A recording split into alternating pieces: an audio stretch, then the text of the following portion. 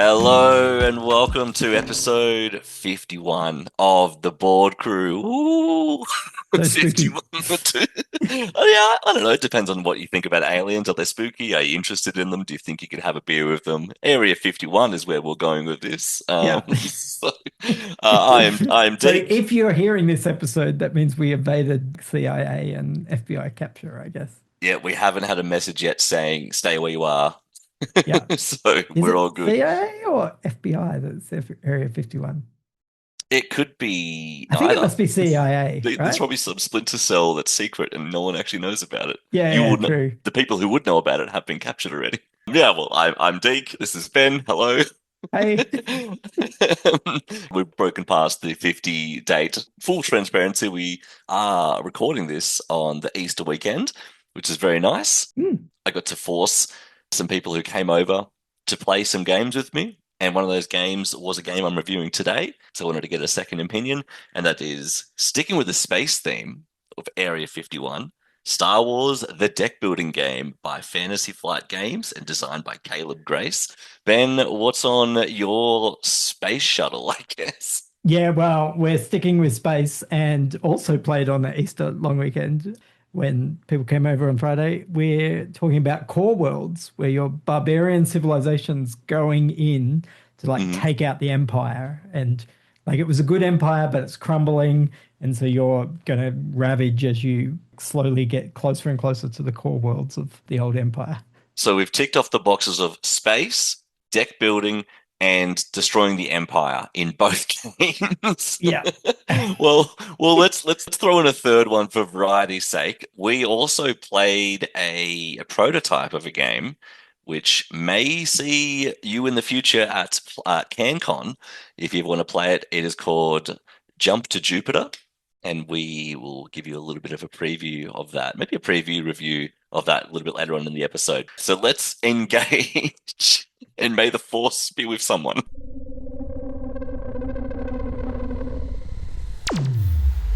Well, when you think of space, obviously we're going with the Area 51 theme. We had to do something to do with the biggest space opera of all time. I went with a licensed game. I went into one of my favorite publishers, Fantasy Flight Games, Star Wars, the deck building game. This is designed by Caleb Grace. And just an elevator pitch for this game. If you have ever played Star Realms, you've almost basically played Star Wars, the deck building game. You've had the pleasure of playing Star Realms. You'll enjoy Star Wars, a deck building game as well, I think. Well, what does it do differently? What does it do not as well? Well, first of all, let's explain what it is. Basically, it's a two-player game, only two-player. Is Star Realms two-player only, or can it be? You can do more. It's best as a two player, but there's like some cooperative modes, or you can play, you attack the person to your left and it like becomes a ever Yeah, smaller circle. got you. Okay, well, this game came out about 2 or 3 years ago, so it's still, I guess, in the grand scheme of things, relatively in its infancy. So it doesn't have a whole bunch of expansions to add those modifiers and add extra players and things. So right now, out of the box, as you buy it off the store shelf, it's a dual game, one versus one. And if you were to buy another copy or something, you can branch out and modify it yourself. But otherwise, Star Wars deck building game. Well, who would you choose in Star Wars the deck building game? Would you choose the Rebellions or would you choose the Empire, the Galactic Empire? Do you want to rule with an iron fist and also have asthma as you're breathing as Darth Vader? Or do you want to kiss your sister as as the rebellious Luke Skywalker, you know? Are you playing as like ships and dog fighting, or is it like people and shooting lasers at each other? Um, I'm imagining you are a general sending out space, recruiting spaceships, recruiting people, and sending them out to battle and sabotage and all these things. That's Then I'm I, going Empire because TIE fighters are way better than like a B-wing.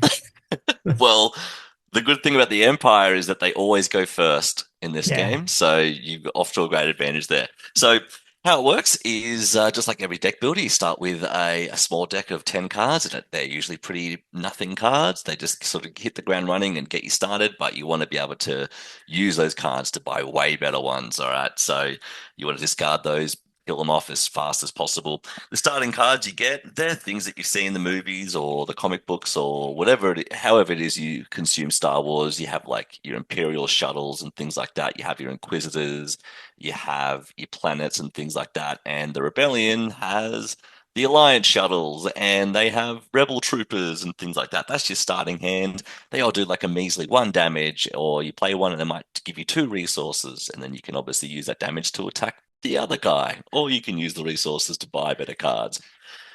That's basically, if you just tuned in and you forgot the past like 5 minutes, you probably just think I've explained Star Realms. So the interesting thing about Star Wars, outside of the fact of when a card comes out, you go, "Oh, I recognize that character. That's Chewbacca. Wow, I love Chewbacca." Obviously, there is that flavor to it, and that's exciting. But the best part about it is what is called the Galaxy Row. So, like Star Realms, when you play like a tableau of cards in front of you, I think it's around up to 6, and then you have a deck of just random cards that you can buy if you can't afford anything really good. So they're all out in the middle, but rather than just buying something from that middle row, putting it into your deck and making your deck stronger, some cards are only for you, some cards are only for your other player. Because Oh, so obviously, it's like thematic because you can't get a mm, TIE fighter as the rebels. yeah, like if you were the Empire, you can't recruit Han Solo. Like Mm. he just won't go to your side. Only rebellions can get the rebels, and only empires can get the empire or empire players. So that's the interesting, cute thing about it. But also, there's a fun other layer of strategy. You see Han Solo come up. You're the Empire. You can't buy it, obviously. What can you do? You can sabotage. You can kill Han Solo, Right. basically, and be rewarded for it. So that's the fun part about it, is rather than just attacking your enemy, you can attack the shop, basically, the tableau. So Han Solo, he might have 8 hit points, and that's only revealed to you. The way the cards are laid out, the Empire cards should always face the Empire player, and the Rebellion cards can always play the Empire player. When a card is facing you, you will see some numbers and some words upside down on the bottom of the card that you probably can read if you can read upside down, but it is specifically displayed that way so the other player can read it and go, "Oh, that's the target value of if I attack that, I get that. That's the damage I have to deal to it in one go. And that's the reward I get. You might get some resources and you might get some damage. Fun times. You might pick up some other cards. So there, now you're actually interacting with the shop as well, which is also fun. Yeah, nice. Another fun thing about it is that because it is Star Wars, what's like the main catchphrase of Star Wars that we use in many many, I don't know, conversations. I know, especially on the Hey, 4th of May. yeah, Happy Easter. Yeah, that's the one. Yeah. Everyone says Happy Easter on the 4th of May. It's Easter right now. Obviously, may the Force be with you. So the Force is obviously an integral part in the core identity of Star Wars. They had to include the Force somehow. Where do they include it? There is a balance of the Force that can be persuaded to your side or can be pulled away to your opponent's side and vice versa. If the Force is with you, gets all the way on your side of the track, you can gain extra resources at the start of your turn as long as the Force is fully with you. Like you have the best Force. Like you're just really feeling all those midichlorians and things like that. But if the opponent starts pulling it away from you and pulling it to them, you lose that ability. And yeah, that's just a fun little bonus. But a lot of the cards synergize with the Force ability. A lot of the cards will say, if you have the Force with you, rather than doing 2 damage, now do 4 damage instead. So there's another layer of strategy there. There are also neutral cards in the middle. So obviously you get the Rebel cards, the Empire cards, but then there's some neutral cards that anyone can buy. So it's like if you just get a lot of bad luck and 6 Empire cards come up and you're a Rebel, you're like, well, I can't buy anything. You can at least buy like a set aside outer rim pilot, and he just gives you 2 resources, and you can exile him. Yeah, yeah. Yeah, and then when the grey ones come out neutral, they're for anyone. Anyone can buy those. You just can't destroy those. So that's basically the whole game there. How you win is you start with a planet on your side. Empire starts, you have like 10 planets and you choose 3 each game. One of them is chosen for you because it's always start with this and play, and then the other 2 you can choose. So this is where you can tip the scales in your favor. If the person, your opponent, has just been buying so many great cards, like they've just managed to buy Darth Vader so quickly and Darth Vader's just powering through, you just feel like you've lost straight away. When you lose your planet, you can choose another planet, and all planets have an ability. as well as health, hit points, but they all have an ability which can be when you play this card, just completely kill a card of your opponent, like destroy any card you want, or it's something to tip the scales in your favor and sort of bring that strategy back, which is so powerful. Like you sit there like, like twisting your little mustache when you Yeah. find like, oh yeah, sure, go ahead and kill my planet, sucker, and then you play your replacement planet, and it's actually a very, very bad thing for them. And you tip the scales, you might even win. But obviously, because you can do it, they can do it too. So there's that Mm. back and forth of will they replace their planet with something with a lot of health points, so it will take a long time to take down, or something with low hit points but a really, really powerful ability. So there's that And so do ebb you and have to flow. kill the free planets to win Yeah, or yeah, yeah. basically. But there are 10 for each, and then Yeah. you have to have it. I think it's three. So that is the whole game in a nutshell. You get these fun little like tokens. All the cards are really nice. The artwork on it is like this hyper realistic oil painting. No, probably not oil painting. It's just like a nice art. The thing about this is I'm the kind of guy that I don't like buying books if they have like the based on the movie poster on the front cover. Like stills. If they use this as still as the front cover, I'm like, oh, I don't want to picture like, I don't know, Brad Pitt or Bradley Cooper as this Yeah. character. I want to read it and decide it for myself. I think it works here though, because you're drawing them, these characters are synonymous, or like the actors are synonymous with these characters. Yeah, you see Mark Hamill, you think, yeah, that's Luke Skywalker. So when he comes out, you get so excited. And obviously when you see Luke Skywalker or Darth Vader or Chewbacca or Han Solo, or even like deep cut characters from like Rogue One movies and all that, they all come out and it feels just it's uplifting, especially if you are a Star Wars fan and it's all these Easter eggs and like quotes from the movies scattered throughout it.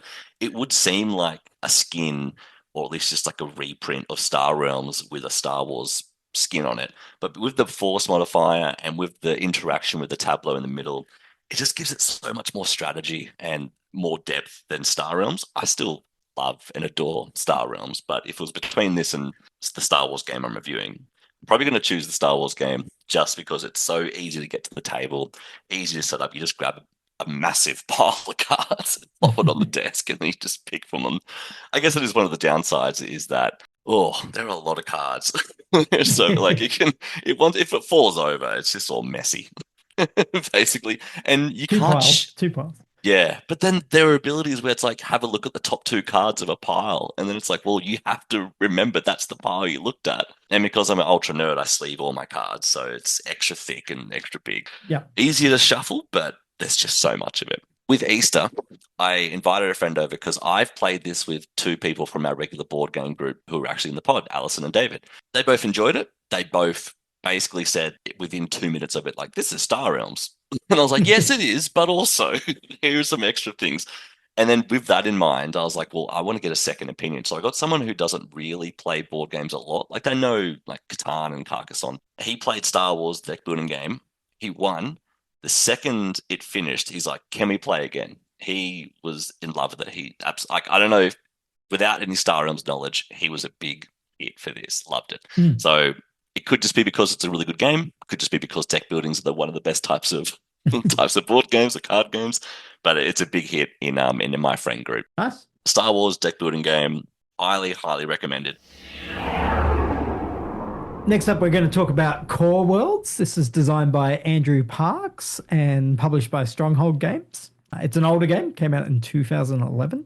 And basically, the theme of this one is you're the barbarians outside of the ancient galactic realm.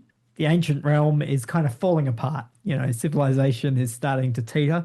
And so you decide now is your time to strike. And so you're going to go from the outer rims and slowly start conquering all of the galactic realms until you eventually get into the middle, the core worlds, and you can take out the jewel of the galactic realm. Oh, So you're kind nice. of the bad guys. You're the Yeah, I was going aliens to in this. say, but you're the bad guys, basically. Yeah, I think so, because this is everything that you're taking is it gets more and more pristine and more nice as you're taking things. One of the planets that you take like right near the core is Earth. You know, Yeah, you take out Earth. yeah. Like you're the bad guy. It also survival. It sounds like they're survivors. And is there morality in surviving? Yeah, I guess so. I guess you could kill and pillage for survival. The philosophy's out on that one. We're not sure, but Yeah. it's you're allowed to kill if it's Yeah. If someone says it's all right. Anyway, so this is a deck builder, but it's a deck builder with a few twists. So you are going to have a deck that you're going to be drafting cards into or buying cards with your energy that you produce. And you're going to produce energy, which is basically the currency of the game, by conquering worlds. So you can either buy cards or attack worlds. But the way that you attack worlds is the cards that you buy, you need to deploy into your war zone, and then you can spend actions and energy to attack those worlds. And then they go back into your deck and get shuffled through. Even though you'll draw a hand of 6 cards in most rounds, and you'll play some of those cards but you're not using the cards to buy stuff. The cards are kind of the cost. What you're using to buy is the energy generated by the worlds that you conquer with the cards. Yeah. It's a little bit trickier than most other deck builders, and then you also have a number of actions. And one of the really tricky things, and we found this out on the weekend I played it with a few people that hadn't played before. They're like, it's really hard to make sure that I end up with 0 actions and 0 energy. You can really easily go, oh, well, I've got 3 actions left, but 0 energy left. So, and every action costs some amount of energy, or I've got like 6 energy left and no actions left to do anything with it. And it's just like, this is so And annoying. do you lose your energy at the end of your turn? Like, is it Yep. that you have to Yeah. spend it? Can't save it. You're Oh, just going that to is generate it harsh. again. Yeah, Um, right. Okay. yeah, so there is a really tricky bit of you're like, oh, I want to buy that card, but it's going to cost like 4 energy to get this soldier, and then maybe it's going to cost 2 energy to deploy it into my war zone. Oh, I'm gonna just run out of energy before I run out of actions. Or you buy a heap of cheap stuff, and then you're like, well, I've got a ton of energy left over, and I've used all my actions buying all these crappy cards or invading these worlds so that I get more energy. Yeah, well, so you have to think a lot of steps in advance. Like, Yeah, what's, it's yeah. not that there's heaps of steps in advance because you're usually only talking in the first couple of rounds, it's over 10 rounds, which sounds like a lot, but each round is quite quick. Mm. It's really only a sort of 40-minute game, even at 4 or 5 players. But in the first few rounds, you've only got 4 actions, and then you get 5 actions. And then in the final 2 rounds, you get 7 actions when you're attacking like the core worlds. Oh, right. Nice. And it does 2 really great things when you get to the final round. One is your hand size goes up, so that's great. Mhm. The other is your actions go up, so that's Oh, good. okay. That's making sure you have a Let's, big turn. let's keep this But for a momentum deck going. builder, I reckon this is genius. Just before you fly into the core worlds area where you can start getting like the giant core worlds, which are worth all the points, everyone reshuffles their deck Oh, right. Okay. just in the worlds before because Hmm. the cards get better and better and the worlds that you're conquering get better and better. Yeah. So they're called the industrial worlds just beforehand had some awesome troops and fighters and like laser tanks and star Hmm. cruisers that you can get. And often in a deck builder, if you know the end of the game's coming, you're like, oh, I could buy that awesome card, but like, what's the chance that I'm going to draw that card? Yeah. So you're shuffling all your starter cards back in with your really good cards at the end. Yeah, So that's the although price as at the with end. most deck builders, there's ways to get rid of your starter cards. So Oh, you're yeah. going to be like, you start with a big legion of, they're called snub fighters and grunts, like grunt Yeah. They inventory. sound like starter cards. Yeah, they are terrible. Like they're either one air attack or one ground attack, and Yeah. No planets one's ever need buying a it. grunt. Yeah.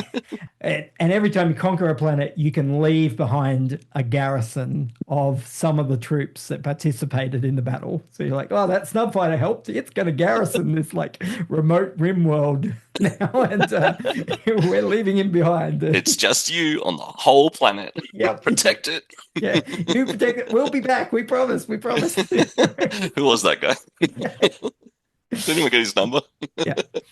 So it does mean that you're almost always going to get the great cards that you just bought in the second last turn, Mhm. something which is just a really nice touch because it means everyone kind of feels like their raging barbarian horde is like at peak performance just as you come in to crash into the core worlds, and it's this sort of massive leads to this like epic showdown as you take on the core world defenses and stuff. And the game also telegraphs these are the combat values of the core worlds, like that's on your player aid. So all the others are going to be a bit more random and you're not going to know Mhm. what you're going to fight. Like, is it going to need tons of ground or tons of air or like some weird combination or something? And you'll see some, but you're always pretty much going to see all of the core worlds. And they tell you, here are the values that you need to be working towards. So, you're working out, okay, so I need that super robot and I need a laser tank. And if I get my Star Cruiser and I load it up with these bombs, then I could take that core world. So I'm going to get ready. And then you look over and you're like, oh, Michael's also building, he's got almost the exact same values as me. No, I think I'm going to He's gonna get there yeah, I'm gonna first. get there first. Yeah. There's no attacking Oh, each yeah, other, but there is obviously you're fighting over scraps. yeah, yeah. Cool theme. The game works really well. It is a real twist on deck building. Hmm. Being 2011, it does look its age a little bit. The graphics, there's nothing wrong with it, but it's also very much just looks like a card game kind of thing. Like there's a little strip of image with a title on top and then a heap of text. Yeah. Yeah. All the binary things are ticked off. Does it have a name? Does it have a picture? Yep, done, Yeah. done, done. Nothing else extraordinary. Yeah, Okay. let's make everything in like gray borders or something just to make it seem spacey. So, like, I do really like the theme, but I don't feel like the artwork ever really speaks to me. Yeah, the four of you were playing it while we were at the other end of the table playing a game, and I remember looking over at the box and the game, and I genuinely was like, "Oh, that must be a prototype game. It doesn't look like it's fully finished yet. That doesn't look like the artwork's completely on there." But you're telling me now it's a full game. I'm like, okay, yeah, definitely lacking very minimalist Yeah, design. I mean, it's kind of like Dominion, right? Dominion doesn't have great Mm, artwork. It's all about the cards and how they interplay. And Core Worlds is the mm, same. It's really what those cards do and the gameplay. You don't get evocative art in Core Worlds. mm. It's very reminiscent of like 80s, early 90s sci-fi. Yeah, right. Yep. Okay. I get what they're going for. It's just they don't have the budget to do it. Mechanics are there and it works. Yeah, so I'd recommend Core Worlds. It plays 2 to 5. I find it's not great at 2.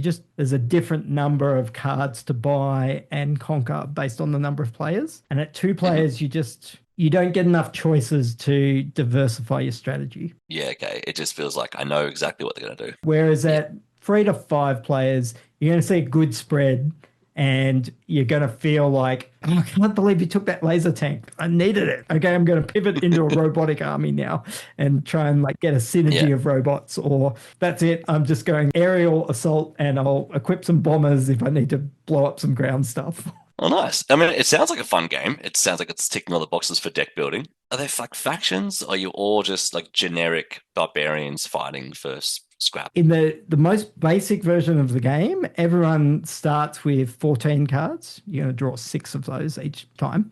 2 of those cards are different from everyone else's. So you get a Mhm. starting hero and a type of tactic. And so your hero will have some kind of special ability, and the tactic that you can play will be slightly different. So Mhm. that's the basic version. But then you can it's a bit like in Heat, where you can draft upgrades for your car at the start. So you can do a snake draft of barbarian upgrades. Right. And so Yep. you get another 2 cards in that snake draft. So first player gets first pick, but then also the last pick. And so you can replace 2 of your cards and you can choose any 2 cards to replace. So you could Right. really start weighing your deck to a particular thing. Now, those starting draft cards are still starter cards. I was gonna ask that, yeah. When by the point that you get to the core worlds, you're not going to be like, oh yeah, I got that work bot that I picked up in before the game Where was that started, grunt again? and I'm so glad I've got it. But it does mean that you will feel quite different at that start, and the Yeah. cards that people took out as well will start swaying their deck a bit. Did they take out their aerial troops, or did they lose their hero, or did they choose to get rid of some of their energy production, or whatever it is? But even without that starting draft, everyone does start with a very slightly different deck, but not heaps. You're not going to be like, oh, can't believe you could do that. For a greater visual or comparison, I guess, what would you sort of compare it to, or say there's some similarities between this and something else? I don't know. I'm not sure that I've played anything that feels like Core Worlds. It's kind of deck Okay. building is one of the core mechanics, but it's also that action selection, managing your actions and your energy and working that out. But it's sort of part resource management, part tableau builder, part deck builder. I'd say deck building is the big one because you really want to get those cards and get it for your deck. Core Worlds. Sounds good. Well, for our third and final game, it does still stick with the space theme, but we're not doing deck builder. We've already raved about the deck builders we've played. Let's go a game that I don't know, our group doesn't often see, and that's dexterity games. We do like a couple of times. We have that cat pole Yeah, game. Nekojima. Um, Yep.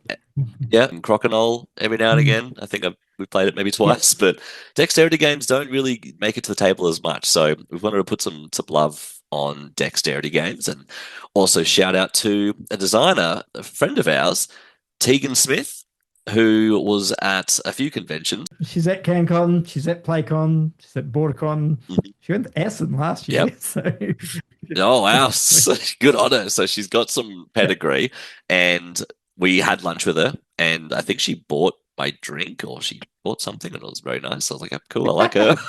Anyway, and she made a game called Jump to Jupiter. Now, for all intents and purposes, this is a prototype. This has not been commercially released, but because she was at all these conventions, we got a chance to play it, and also just because we know her as well. So, Jump to Jupiter. It is a space jumping game where you are jumping between planets, basically. And the way you do so is you have this giant mat out, and you will have these little shuttle tokens, the little coin tokens, and you'll flick those tokens onto the planets, and you will gain the benefits from that planet. So obviously, you're aiming to go to planets that will give you money, or aiming to give you planets so you have more bays, so you can have like buy more or get more shuttles and things like that. Obviously, the more shuttles you have, the more turns you can flick. You can convert them. Some crappy kind of shuttles, you can convert them into better shuttle. I keep saying shuttles. Shuttles is actually Shuttle's a like type of one vehicle. of them. The Scout is the worst one. Scout. Yeah. I should be saying Yeah, yeah. scout. You, so Yes, you start you with a lot of start off with scouts. a heap of Yeah. scouts, which it's basically you can flick it, and that's all a scout can do. Yeah. Common Yeah. denominator, just flick it. That's all it does. When it lands, you get the benefit if it lands. There's a fun strategy of if it lands on the planet, like your dexterity skills and your flicking skills are that good, you get a really great benefit. If you just miss a little bit and you are still in the square, but you're out in the galaxy somewhere floating around its orbit, you can still get some benefits. You'll still, you might not get 5 credit, you'll get 3 credit, things like that. So obviously, if your aiming is good, that's that's up your if that's up your sleeve, then you're going to be acing this game. I don't think any of us were amazing with flicking. I think some of us did well sometimes, and we fluked at the others. Yeah, I don't think I And basically never land on the planet. But the nice thing is oh, the really? entire board. Well, there's a tiny asteroid belt that you've got to clear first, Mm, which spoiler, I've failed that once. Like generally that's pretty easy to do. But then the rest of the board, it doesn't matter where you land, you're going to get something. yeah, Assuming you don't go you'll well always off get the at least board one. and like fly across the table, which I also did Yeah. once, but you know. So, Or did we count that as salvaging to get yeah, one yeah. So credit, or can you we just say you like get nothing? whatever Okay. happens, you get to salvage. So you'll get one Yeah. credit, but that's a pretty bad turn. So Yeah, even if you are just terrible at flicking, you will always get something at least. You will at least always get 1 credit, and then you can use that credit to buy better things. There are types of ships, I should say. So Scout, as we've talked about, very binary, very just flick it and you get that bonus.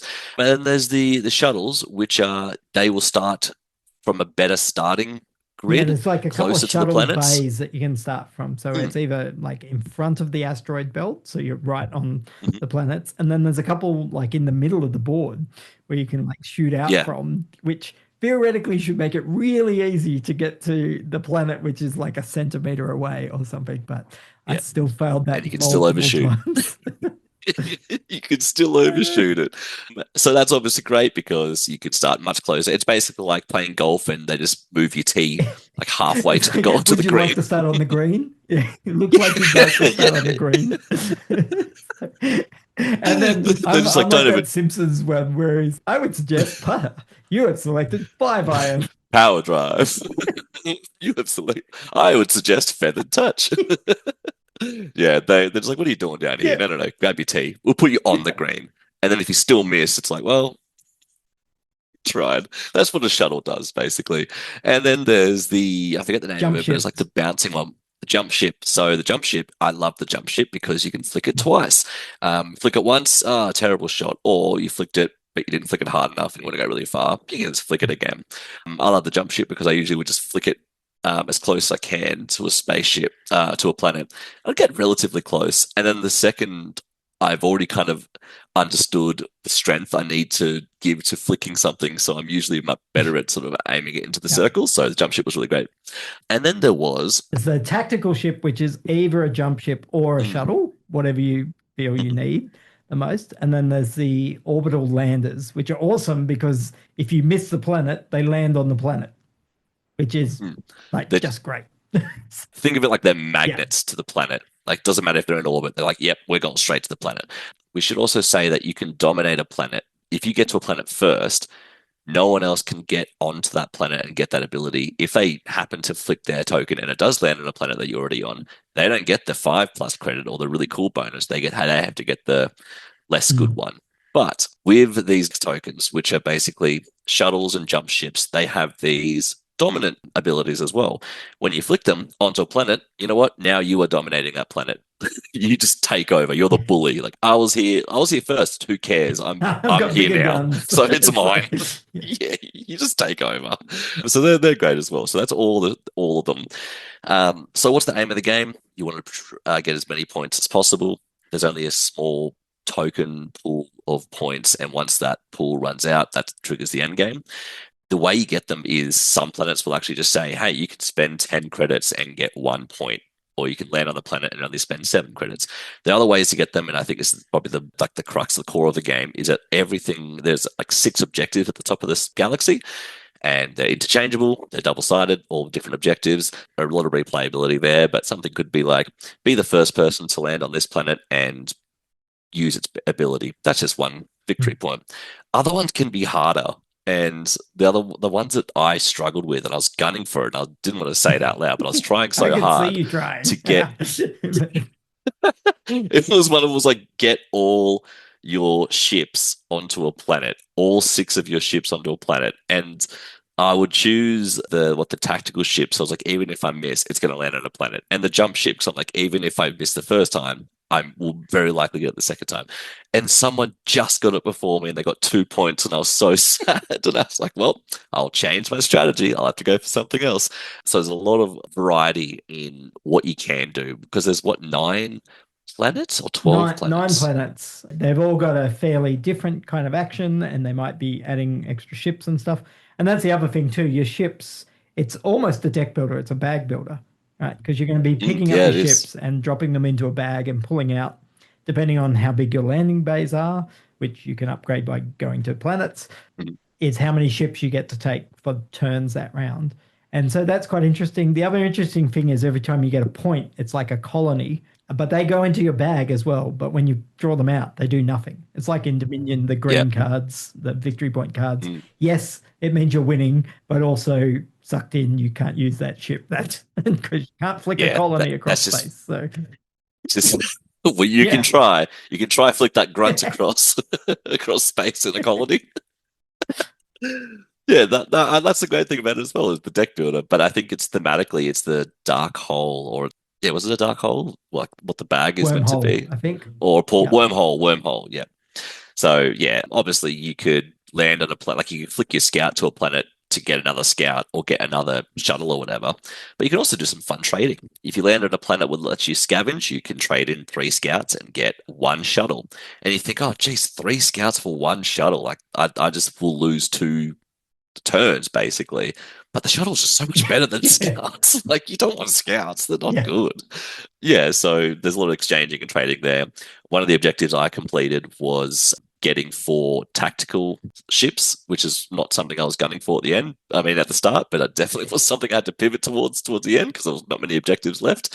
Once an objective is completed, it's Mm. gone. Like they get the points, they're gone. Once the pool token's over, it's out.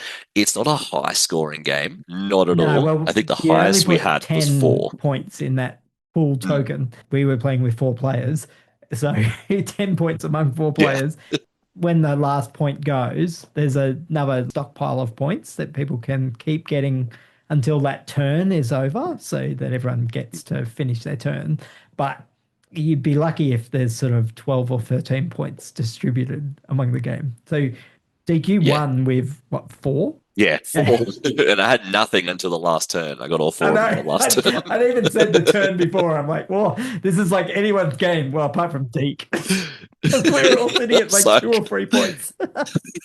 I was like, you'll eat your words soon if I pull Uh, this off. And I did. well, you went for the one that I was about to go for on my turn. I'm like, this is easy. I'm the only person that can do this. And then Deke just went, Duke. And oh, well, I don't get that one. That's all right. I'll go for this other. And Yep. then Deke took that as well. I'm like, oh, well, now it's my turn. And I can't even get the point that I thought I could get. So, Oh yeah. Oh, that's another thing is that the tokens aren't removed until the round everyone's done their turn. So there's just yeah. pollution of ships everywhere.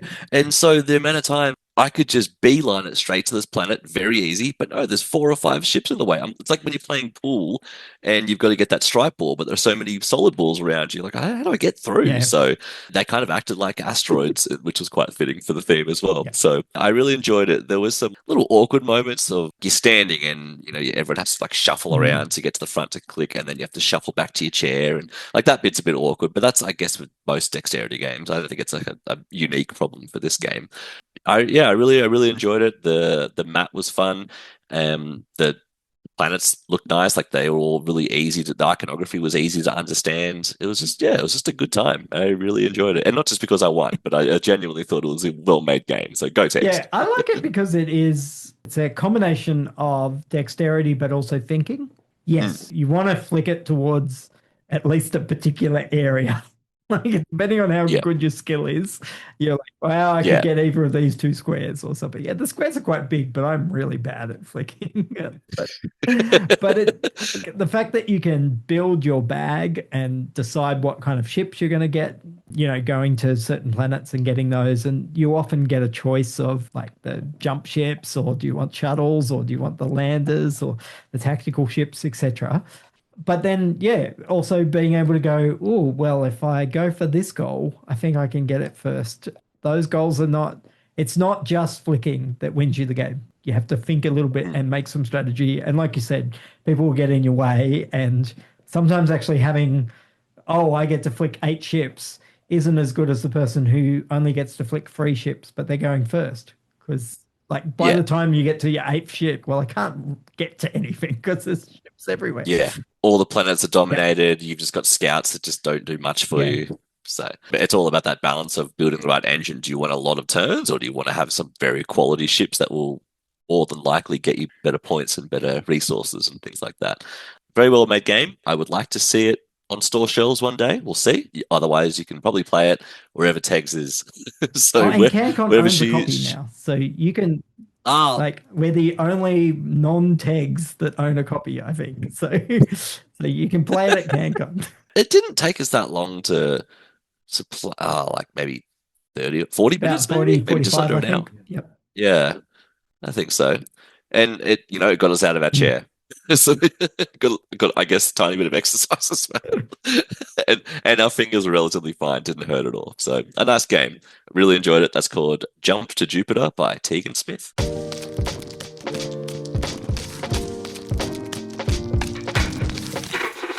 Well, we've dusted off 3 space themed games. I remember how excited Ben was to when he came up to me. I've got an idea for episode 51, and I didn't even clock. Even when you said 51, I was like, "Yeah, go on." And then space, and it took me a second. I only thought of it about 2 hours before talking to you. I can't believe I didn't swing. And I've been having a conversation with Bronson in episode when we were doing 48, going like, oh, we're just never going to get themes anymore. Like 50's coming up, we've got that. But like, yeah, Yeah, and then I was like, "Oh, hang on, 51, Area 51. Oh my gosh!" The struggle was though, and this is just an us problem. This isn't an anyone else problem. All the space games I've played have been reviewed on the pod recently, yeah. like We've Star reviewed a Realms. lot of space games, which is, I don't actually play comparatively that many space games compared to other. I generally be a fantasy guy over space, but Yeah, yeah, I'd say the same. Yeah, but yeah, the Star Wars game I literally bought very recently. That was just a blessing. So now it's a tax write-off if we get sponsored for this one. So let's just go and get sponsored. But yeah, 50 episode 51. I think with episode 52, we need to do something pretty special. Episode 52, that's 2 years of us doing this I now. guess we're going to have to get every single member of the crew on there. So we're And going to it's have to work hard to do that. much easier said than done. Yeah. But Oh, all right. But it's been fun getting bored with you, Ben, and I hope that we don't come across any paranormal activity ever, really, unless you're into that. no, But yeah, then in that case, let Area 51 be hidden and let the grunt deal with that himself on that planet on his own, wherever Area 51 is. Not sounds Nevada. good. All right. See you next time. See you later, everyone. Bye. Bye. Cheers for joining us on this episode of The Board Crew. We look forward to getting bored with you next time.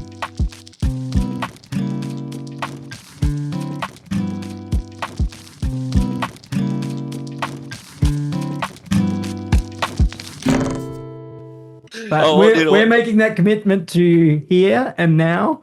This bit definitely won't be edited out. So we can say whatever we want right here. Yeah. We Every expect the member best. of the crew will be on the next episode.